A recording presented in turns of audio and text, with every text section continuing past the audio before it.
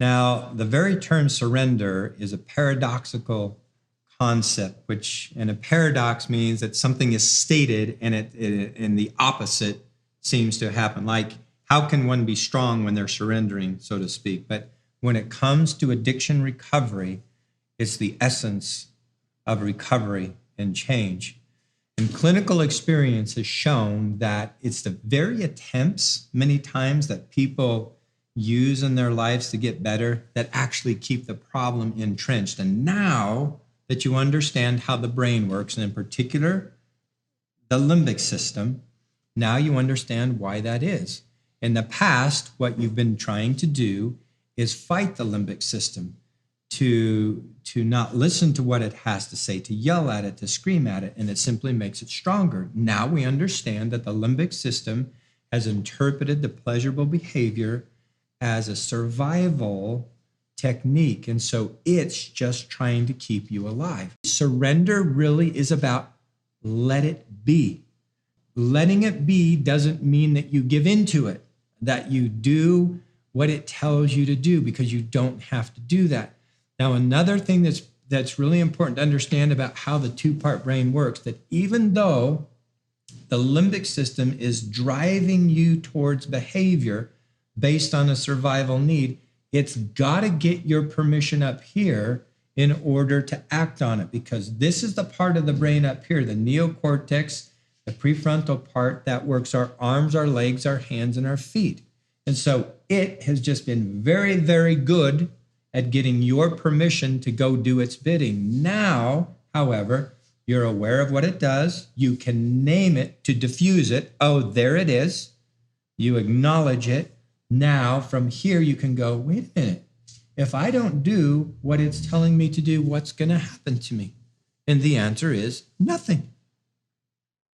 You're not going to die if you don't go act out on what it's telling you to do. Dealing with pornography, for example, if this part here, the limbic says you've got to go look at something in order to feel better, to get out of this state, if you up here override it and say, oh, there it is, I acknowledge it, and you don't go look, you're not going to die.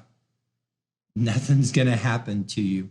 And so learning just to let the limbic system do its thing, then you can find a sense of peace and learn to coexist with it. And this is where the pain of self-mastery comes in. Remember, there's two types of pain of self-mastery and the pain of regret. So you can give into it like you've done many, many times in the past, and then simply I'd ask the question, has it ever worked for you in the long run? When individuals would come into therapy with me and they say they had a slip the previous week, my question would be, did it work this time? I've never, in all my years of doing this work, have had someone say to me, yeah, it worked. It solved my problems.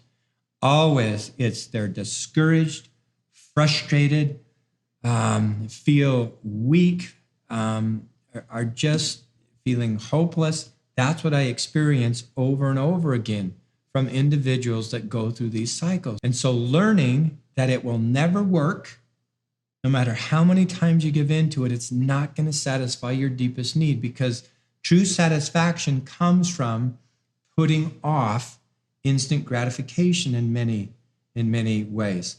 One of my favorite all-time quotes from the Greek philosopher Thucydides goes as follows: of all the manifestations of power, restraint impresses men the most.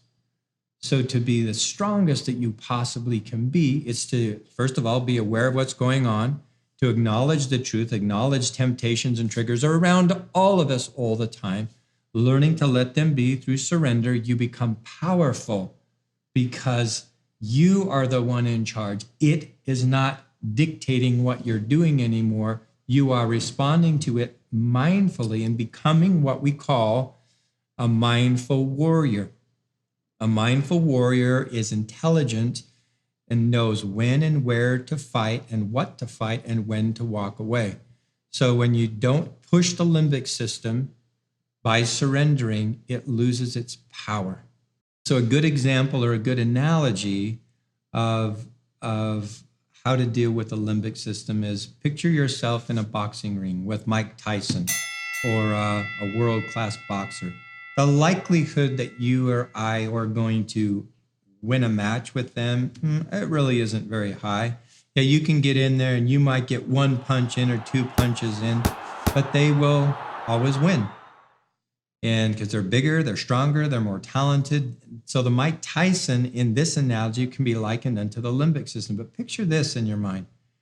So if you're in the boxing ring and all it knows how to do is fight, it wants you to fight, it tries to engage you in a fight. But what if you undo your gloves, drop them in the middle of the ring, walk outside of the ring, and then go sit in the stands? And then the boxer's sitting in there going, what do I do now? I have no one to fight. You see, the only power that the limbic system can have over you is what you choose to give it. You can't engage it in a fight. That's what the concept of surrender is about.